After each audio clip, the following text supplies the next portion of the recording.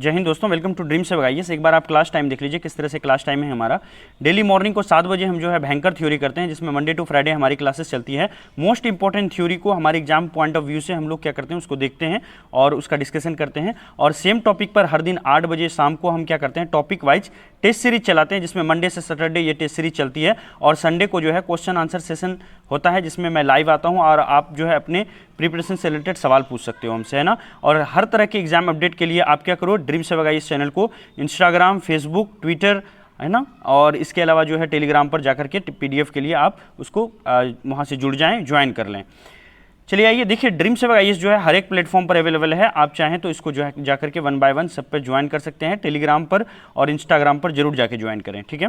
देखिए आज के क्लास में हम लोगों ने 2018 के प्रीवियस ईयर क्वेश्चंस को हमने नहीं किया था, टीचिंग लर्निंग एनवायरनमेंट का, तो उसको हम लोग करेंगे। इससे पहले हम लोगों ने 2020 और 2019 का कर चुका है, आप लोग जरूर देख लें। और लेक्चर के दरमियान बताऊंगा क्या क्या चीज़ें और इंपॉर्टेंट हो चुकी है, वो आप बीच में आती जाएंगी, मैं एक्सप्लेन करता जाऊंगा, ठीक है। चलिए डिस्कशन की शुरुआत करने से पहले मैं बताना चाहूँगा, बहुत सारे बच्चों का कमेंट आता है, सर ड्रीम सेवक आईएएस चैनल टेलीग्राम पर कैसे जुड़ें।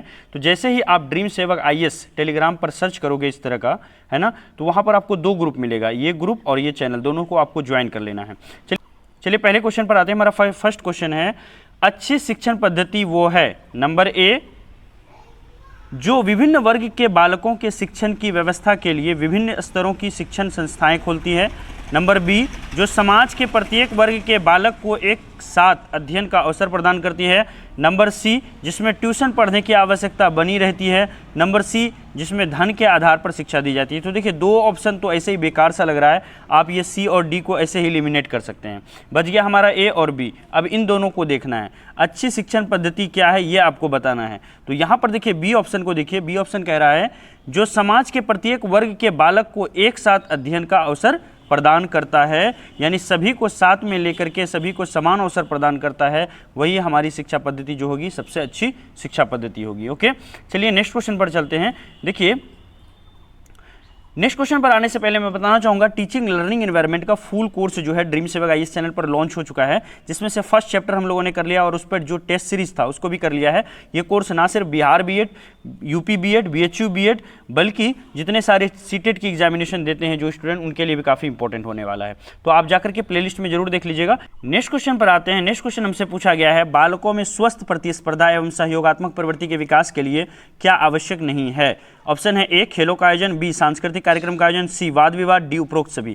तो यहाँ पर देखिए 2018 में जो क्वेश्चन पूछा गया है, यहाँ पर मिस प्रिंट है, ये नहीं होगा यहाँ पर, ठीक है। अब क्वेश्चन को फिर से पढ़िए, बालकों में स्वस्थ प्रतिस्पर्धा एवं सहयोगात्मक प्रवृत्ति के विकास के लिए क्या आवश्यक है। एक्चुअल में हमारा क्वेश्चन ये है, ठीक है। ऑप्शन है यहाँ पर ए, खेलों का आयोजन, बी, सांस्कृतिक कार्यक्रम का आयोजन, सी, वाद विवाद और डी, उपरोक्त सभी। तो इसका आंसर क्या हो जाएगा, उपरोक्त सभी, है ना। क्योंकि देखिए सहयोगात्मक प्रवृत्ति और प्रतिस्पर्धा के लिए हमारी तीनों ही चीज़ें, चाहे खेलों का आयोजन हो, सांस्कृतिक कार्यक्रम हो या वाद विवाद और भाषण हो, ये सारी चीज़ें काफ़ी इंपॉर्टेंट मानी जाती है बच्चों के अंदर में प्रतिस्पर्धा को बढ़ाने के लिए, सहयोगात्मक प्रवृत्ति के विकास के लिए। नेक्स्ट क्वेश्चन है हमारा, सूक्ष्म शिक्षण समस्त शिक्षण को लघु क्रियाओं में बांटना है। तो सूक्ष्म शिक्षण समस्त शिक्षण को लघु क्रियाओं में बांटना जो है ये जरूरी है, ये किसने कहा था। ऑप्शन ए है N.L. Gage, B, D Allen, C, Kumari Helen Parkhurst, D, Friendson. तो जल्दी से बताइए, सूक्ष्म शिक्षण समस्त शिक्षण को लघु क्रियाओं में बांटना है, ये उपरोक्त परिभाषा किसने कहा, किसने दिया था। तो देखिए इसका आंसर यहाँ पर हो जाएगा 97 का बी नंबर, क्योंकि डी एलन ने इसकी परिभाषा दी थी। देखिए सूक्ष्म शिक्षण समस्त शिक्षण को लघु क्रियाओं में बांटता है ना, ये उदाहरण जो है, ये परिभाषा जो है डी एलन के द्वारा दी गई थी। और ये शिक्षक व्यवहार में सुधार के लिए अपनाई जाने वाली क्या होती है, प्रविधियों में सर्वाधिक महत्वपूर्ण होती है। ये वास्तविक शिक्षा का ही क्या होता है, एक तरह का प्रतिरूप होता है, जिसमें साधारण कक्षा अध्यापन की जो परेशानियां होती है, जो जटिलताएं होती है, कॉम्प्लेक्सिटी होती है, उसको कम किया जाता है और साथ ही साथ एक समय में किसी भी एक विषय पर सिर्फ कार्य किया जाता है और कौशल में प्रशिक्षण पर बल दिया जाता है। ज़्यादा सब्जेक्ट पर ध्यान नहीं दे करके वहाँ पर कौशल पर ध्यान दिया जाता है, इसी को बोलते हैं सूक्ष्म शिक्षण, ठीक है। नेक्स्ट क्वेश्चन पर आते हैं। नेक्स्ट क्वेश्चन है, छात्र उपस्थिति पंजिका से क्या लाभ है। ऑप्शन ए है उपस्थिति समयानुसार, ऑप्शन बी अध्ययन में सुधार, ऑप्शन सी विद्यालय अनुशासन, ऑप्शन डी ये सभी। तो जल्दी से बताइए यहाँ पर, है ना, छात्र उपस्थिति पंजिका के क्या लाभ हैं। तो देखिए 2018 का क्वेश्चन है टीचिंग लर्निंग एनवायरनमेंट का। इसमें पूछा है कि छात्र उपस्थिति यानी जो अटेंडेंस कॉपी होती है, अटेंडेंस रजिस्टर होती है, उससे क्या लाभ है। तो देखिए यहाँ पर आंसर हमारा हो जाएगा ऑल ऑफ दी एबव, यानी ये सभी आंसर हो जाएंगे, क्योंकि छात्र उपस्थिति से पंजिका से उपस्थिति जो है समयानुसार भी होती है, अध्ययन में सुधार होता है। अगर बच्चे समय से स्कूल आएंगे, है ना, रेगुलर रहेंगे तो अध्ययन में सुधार होगी, विद्यालय अनुशासन जो है वो भी बढ़ेगा कहीं ना कहीं, है ना, और जो है ये सारी चीज़ें इसमें होंगी। तो इसलिए आंसर होगा डी ये सभी। नेक्स्ट क्वेश्चन पर आते हैं। देखिए नेक्स्ट क्वेश्चन पर आने से पहले बिहार बीएड टेस्ट सीरीज के अंदर में हम लोगों ने पैडागोजी से रिलेटेड जो फर्स्ट क्लास हमारी हुई थी उसका छात्र संबंधी मुद्दे पर हम लोगों ने बहुत इंपॉर्टेंट क्वेश्चन को यहाँ पर क्लास के अंदर में किया है। अगर आपने नहीं देखा है तो प्लीज़ आप ड्रीम सेवक आईएएस चैनल सर्च करें, उसके प्लेलिस्ट में जाएं, वहाँ पर बीएड सेक्शन होगा, उसके आसपास में आपको जो है सारी बीएड से रिलेटेड चीज़ें मिल जाएगी, उसको आप एक बार जरूर देख लें। नेक्स्ट क्वेश्चन पर आते हैं। नेक्स्ट क्वेश्चन है शिक्षक डायरी से क्या लाभ मिलते हैं। ऑप्शन ए शिक्षकों का लेखा जोखा, ऑप्शन बी निर्देशिका के रूप में लाभ, ऑप्शन सी शिक्षकों की सार्थकता, ऑप्शन डी उपरोक्त सभी। तो जल्दी से बताइए क्या आंसर होगा इसका। शिक्षक डायरी के क्या लाभ हैं। तो देखिए यहाँ पर 2018 का सवाल है, यहाँ पर जो आंसर होगा वो क्या होगा, उपरोक्त सभी होगा, क्योंकि शिक्षक डायरी से ना सिर्फ शिक्षकों का लेखा जोखा होता है बल्कि निर्देशिका के रूप में उसका लाभ भी मिलता है और शिक्षकों की सार्थकता भी वहाँ पर पता चलती है।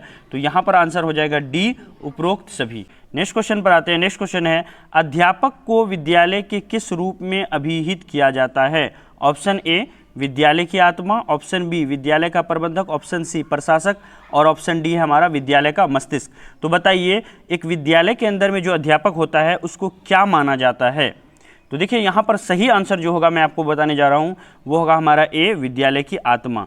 विद्यालय के अंदर जो है टीचर वो विद्यालय की आत्मा के तौर पर वहाँ बिल्कुल काम करता है। ठीक है, नेक्स्ट क्वेश्चन पर आते हैं।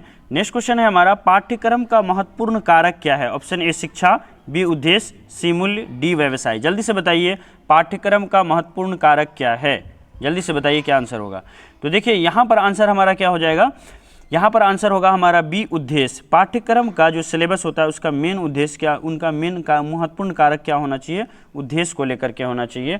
यानी पाठ्यक्रम जो है सिलेबस उसका अपना एक उद्देश्य होना चाहिए कि स्टूडेंट के अंदर में क्या वो ऑब्जेक्टिविटी डालना चाहते हैं, कौन सी मैसेज को पहुंचाना चाहते हैं, और उस उद्देश्य की पूर्ति सिलेबस के माध्यम से की जाती है। ठीक है, नेक्स्ट क्वेश्चन पर आते हैं। अभिप्रेरणा से तात्पर्य एक प्रेरक तथा कर्षण बल से होता है जो खास मूल्य की ओर व्यवहार में निरंतर ले जाता है। ये सिद्धांत किसने दिया था, है ना। तो ये अभिप्रेरणा का है, मैंने फर्स्ट क्लास जब कराया था, याद होगा टीचिंग लर्निंग एनवायरनमेंट का जो सारे स्टूडेंट ने किया है ना, फर्स्ट लेसन।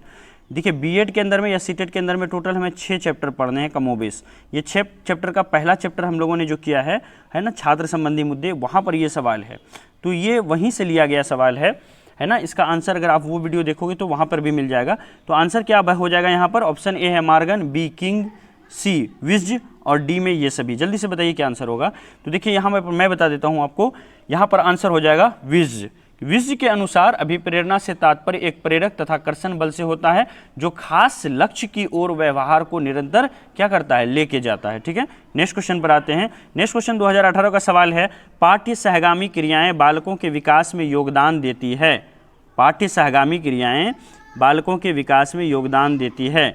ऑप्शन ए उनका चारित्रिक विकास करके, ऑप्शन बी उनका नैतिक विकास करके, ऑप्शन सी उनमें नागरिकता के गुणों का विकास करके, ऑप्शन डी उपरोक्त सभी। तो जल्दी से बताइए पाठ्य सहगामी क्रियाएं जो है बालकों के अंदर में किस तरह से विकास में योगदान देती है। तो देखिए यहाँ पर आंसर क्या हो जाएगा, यहाँ पर आंसर हो जाएगा उपरोक्त सभी। क्यों, क्योंकि पाठ्य सहगामी क्रियाएं जो है वो ना सिर्फ बच्चों के चरित्र का निर्माण करती है, नैतिक विकास करती है, बल्कि नागरिकों के अंदर जो अच्छे अच्छे गुण हैं उनका भी विकास यहाँ पर करती है। नेक्स्ट क्वेश्चन पर आते हैं। नेक्स्ट क्वेश्चन है अध्यापक दृश्य साधनों का उपयोग अध्यापन को निम्नलिखित बनाने के लिए किया जाता है। तो जब भी अध्यापक जो है एग्जाम्पल देते हैं, जब भी वहाँ पर पिक्चर के माध्यम से सिखाते हैं तो क्या बताने की कोशिश करते हैं, क्यों उसको इंक्लूड किया जाता है, पिक्टोरियल रिप्रेजेंटेशन क्यों क्लासेस में होती है ना, क्यों पिक्चर के माध्यम से पढ़ाया जाता है, ग्राफ बना करके पढ़ाया जाता है? ऑप्शन ए, पढ़ाना सरल हो जाता है। ऑप्शन बी, अधिक ज्ञान के लिए, अगर पिक्चर का माध्यम से पढ़ाते हैं तो ज़्यादा ज्ञान होता है। ऑप्शन सी, रुचिकर बनाने के लिए। ऑप्शन डी, समय कम करने के लिए। तो जल्दी से बताइए, जो एक टीचर होता है वो ग्राफ का या फिर जो है इमेज का इस्तेमाल क्यों करता है पढ़ाने में? जल्दी से बताइए। तो देखिए यहाँ पर सही आंसर क्या हो जाएगा, मैं बता देता हूँ आपको। यहाँ पर सही आंसर होगा सी, रुचिकर बनाने के लिए, है ना। तो अध्यापक दृश्य साधनों का उपयोग इसलिए करता है, पिक्चर का इस्तेमाल इसलिए करता है क्लास में, ताकि क्लास जो है वो इंटरेस्टिंग हो जाए, बच्चे जो है इंटरेस्ट ले लेकर यहाँ पर पढ़ाई करें। देखिए 2020 के जीके क्वेश्चंस को, जो 40 मोस्ट इंपॉर्टेंट क्वेश्चन 2020 में पूछे गए हैं, उसका मैंने डिस्कशन किया है। डिस्क्रिप्शन में ये सारे लिंक आपको मिल जाएंगे। आप ड्रीम सेवक IAS चैनल पर सर्च करके वहाँ पर जाएं, है ना, और उसके जाने के बाद प्ले लिस्ट में जाएं। देखिए सारी वीडियो वहाँ पर आपको मिलेगी। आप लोग सर्च ही नहीं करते हो, है ना। आप बार बार टेलीग्राम पे कमेंट करते हो कि सर कैसे मिलेगा, लिंक दे दो। आप थोड़ी सी सर्च करने की टेंडेंसी लाइए अपने अंदर। ये सारे सवाल भैया 2020 के, 19 के, 18 के मोस्ट ऑफ द जो टॉपिक्स हैं सबके प्रीवियस ईयर क्वेश्चन करा दिए हैं। आप अभी भी भटक रहे हो कि कहीं से क्वेश्चन मिल जाए, कहीं से वीडियो मिल जाए, आपको मिल नहीं रहा है ना। जल्दी से जाओ, प्लेलिस्ट में सारे क्वेश्चन पड़े हुए हैं। बीएड सेक्शन में जाकर के देखो, 2020, 19, 18 के सबके सवाल पड़े हुए हैं, ठीक है। नेक्स्ट क्वेश्चन पर आते हैं। नेक्स्ट क्वेश्चन है, वर्तमान समय में पाठ्यक्रम का स्वरूप कैसा होना चाहिए? ऑप्शन ए, अधिक लचीला। बी, परिवर्तनशील। सी, वर्तमान आवश्यकताओं के अनुरूप। और डी, विस्तृत एवं दृढ़। तो आपको बताना है वर्तमान समय में पाठ्यक्रम का मतलब होता है सिलेबस। सिलेबस कैसा होना चाहिए? लचीला होना चाहिए, परिवर्तनशील होना चाहिए, वर्तमान आवश्यकताओं के अनुरूप होना चाहिए, या फिर विस्तृत और दृढ़ होना चाहिए? जल्दी से बताइए, सिलेबस कैसा होना चाहिए, फटाफट बताइए। तो देखिए मैं इस पर बता देता हूँ। यहाँ पर आंसर हो जाएगा हमारा क्या? सी, वर्तमान आवश्यकताओं के अनुरूप। तो अभी का सिलेबस जो है वो ऐसा होना चाहिए कि हमारी वर्तमान आवश्यकताओं को पूरा करे, वरना सिलेबस में हम लोग कुछ ऐसे चीज़ पढ़ते थे जिसका कोई यूज नहीं था, है ना। ऐसे ऐसे सवाल पूछे जाते थे। महात्मा गांधी की वाइफ का नाम पूछा जाता था, महात्मा गांधी की मम्मी का नाम पूछा जाता था। ये तो कोई, इसका कोई मतलब नहीं बनता है। महात्मा गांधी ने क्या किया था, उसके विचारों को, उसकी आइडियोलॉजी को, उसको पढ़ाना चाहिए, है ना। तो जब भी हमारी पढ़ाई होनी चाहिए वो हमारा ऑब्जेक्टिव बेस्ड होना चाहिए। जो हम पढ़ रहे हैं उसका इस्तेमाल अपनी लाइफ में कर सकें, या फिर कहीं ना कहीं हमारे अंदर नैतिक मूल्यों को वो बढ़ाता हो तभी करना चाहिए। बेकार की चीज़ों को सिलेबस में इंक्लूड नहीं करना चाहिए। तो वर्तमान आवश्यकताओं के अनुरूप जो है पाठ्यक्रम होना चाहिए। अभी की दुनिया में क्या कुछ घटित हो रही है, जैसे कोरोना वायरस को लेकर के महामारी है, कि किस तरह से लोग जो हैं सोशल डिस्टेंसिंग रखना चाहिए जैसे जब महामारी आए, तो इस तरह की चीज़ें बच्चों में हम अभी से ही इंक्लूड कर सकते हैं उसके अंदर में, ठीक है। नेक्स्ट क्वेश्चन पर आते हैं। नेक्स्ट क्वेश्चन पर आने से पहले मैं बताना चाहूँगा जीके के अंदर में क्या पढ़ें क्या नहीं पढ़ें, ये बहुत ज़्यादा सरदर्द बना हुआ है। और आप सबके लिए जीके, खास करके हिस्ट्री के अंदर में मोस्ट इंपॉर्टेंट टॉपिक्स को इस वीडियो के अंदर में मैंने लिस्ट किया है, जिसपे जो है हजार लोगों से भी ज़्यादा लोग इसको देख चुके हैं। अगर आपने नहीं देखा है तो प्लीज़ आप इसको देख लें। नेक्स्ट क्वेश्चन पर आते हैं। नेक्स्ट क्वेश्चन है हमारा, अध्यापक के समन्वय का प्राथमिक उत्तरदायित्व किसका है? अध्यापक के समन्वय का प्राथमिक उत्तरदायित्व किसका है? ऑप्शन ए, बालकों का। ऑप्शन बी, प्रधानाचार्य का। ऑप्शन सी, स्वयं अध्यापक का। ऑप्शन डी, समुदाय का। जल्दी से बताइए, अध्यापक के समन्वय का प्राथमिक उत्तरदायित्व किसका है? तो देखिए यहाँ पर आंसर क्या हो जाएगा? ऑप्शन होगा सी, स्वयं अध्यापक का। याद रखिएगा, अध्यापक के समन्वय का प्राथमिक दायित्व क्या है? भाई समन्वय आपको नहीं समझ में आया होगा, गूगल पर सर्च कर लें क्या मीनिंग होगी इसकी, ठीक है। नेक्स्ट क्वेश्चन पर आते हैं। नेक्स्ट क्वेश्चन है, प्रबंध समिति। नेक्स्ट क्वेश्चन है हमारा, प्रबंध समिति की बैठक में प्राचार्य होता है। ऑप्शन ए, प्राचार्य। बी, सचिव।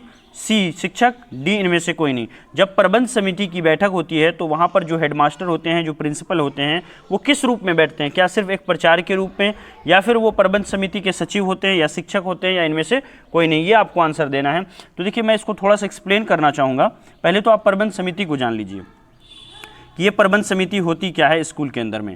देखिए प्रबंध समिति जो है एक व्यापक तथा जो एक कॉम्प्लेक्स क्रिया है, जिसके अंदर में हम लोग क्या करते हैं, जिसमें जो किसी संगठन में कार्यरत व्यक्ति जो हैं, है ना, और व्यक्ति का जो प्रयास होता है उसको बढ़ावा दिया जाता है, और उसको बढ़ावा दे करके, उसको एक्साइटेड करके, उसको मोटिवेट करके निश्चित उद्देश्य की प्राप्ति के लिए उसका नियोजन किया जाता है, उसको बार बार डायरेक्शन दिया जाता है ताकि वो पूरी तरह से संगठित होकर के काम करे और अपने लक्ष्य की प्राप्ति करे। तो प्रबंध समिति जो है मेनली ये काम करती है, ठीक है।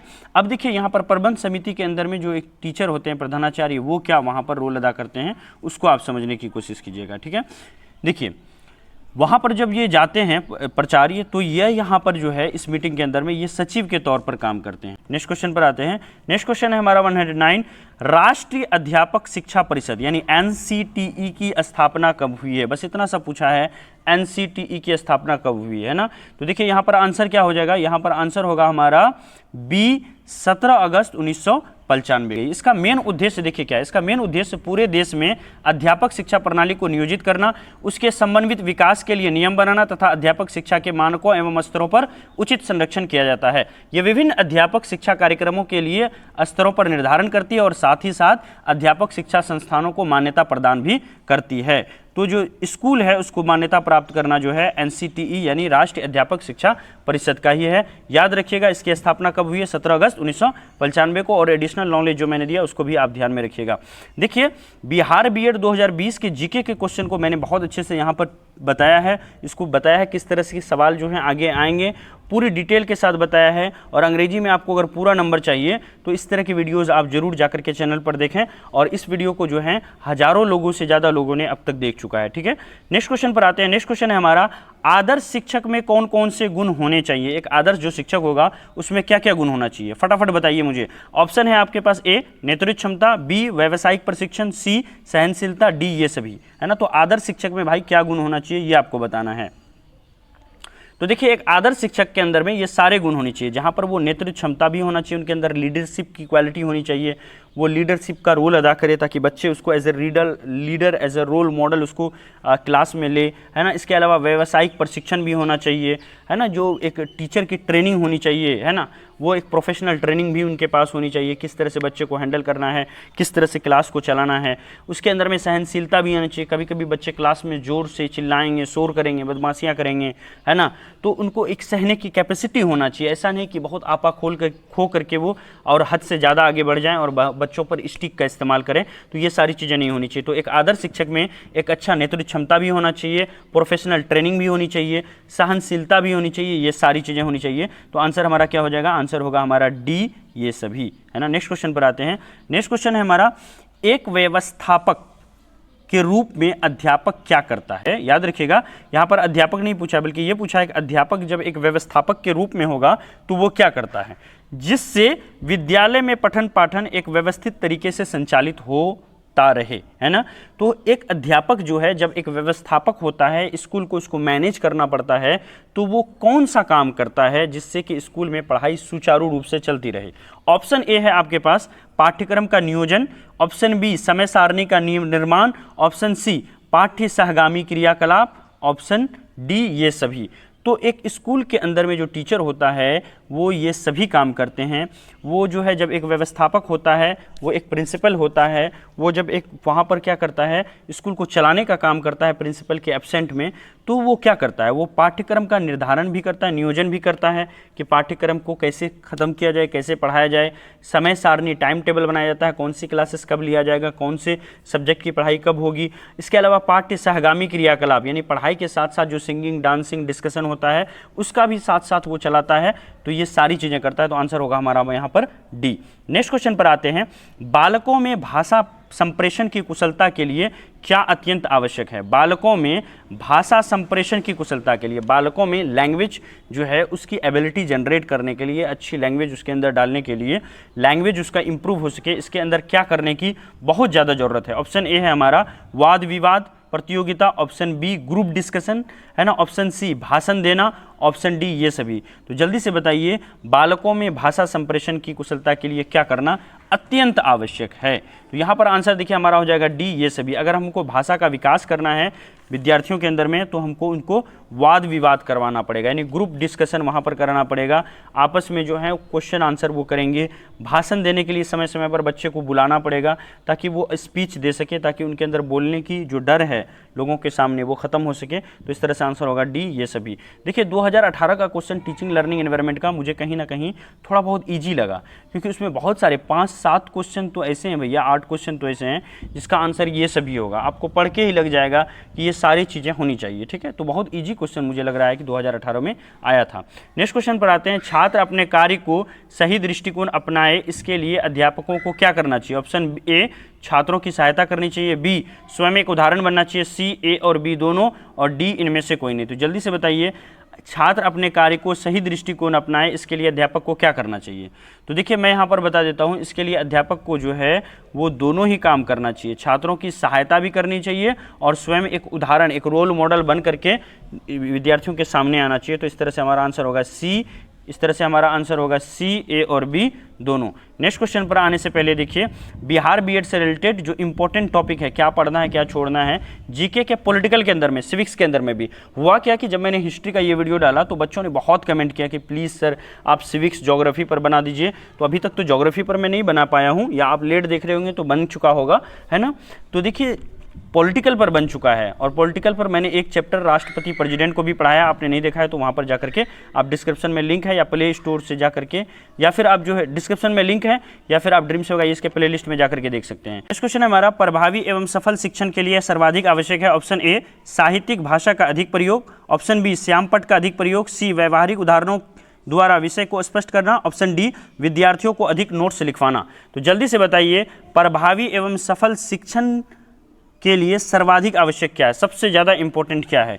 तो यहाँ पर आंसर हो जाएगा सी, व्यवहारिक उदाहरणों द्वारा विषय को स्पष्ट करना। देखिए जब हम क्या करते हैं, कोई चीज़ पढ़ाते हैं एज ए टीचर, तो आप जब अपने रियल लाइफ एग्जाम्पल उसको दोगे, जो समाज में घटित हो रहा है, जिसको बच्चे डे टू डे लाइफ में देखे हैं, है ना, तो उसको वो जल्दी समझ पाएंगे। आप कोई रॉकेट साइंस का एग्जाम्पल दोगे, जो कहीं अमेरिका का एग्जाम्पल दे रहे हो जिसको वो नहीं जानते हैं, तो वहाँ से उनको समझने में काफ़ी प्रॉब्लम होगी। आप गाँव समाज मोहल्ले का एग्जाम्पल दोगे, उनके घर का एग्जाम्पल दोगे, तो बड़ी आसानी से वो समझ सकते हैं। तो इसीलिए प्रभावी एवं सफल शिक्षण के लिए सर्वाधिक आवश्यक क्या है कि उनको रियल लाइफ एग्जाम्पल और घरेलू एग्जाम्पल देना चाहिए। ठीक है, नेक्स्ट क्वेश्चन पर आते हैं। नेक्स्ट क्वेश्चन है हमारा, संचित अभिलेख पत्र में छात्रों के किस व्यवहार की जानकारी प्राप्त होती है?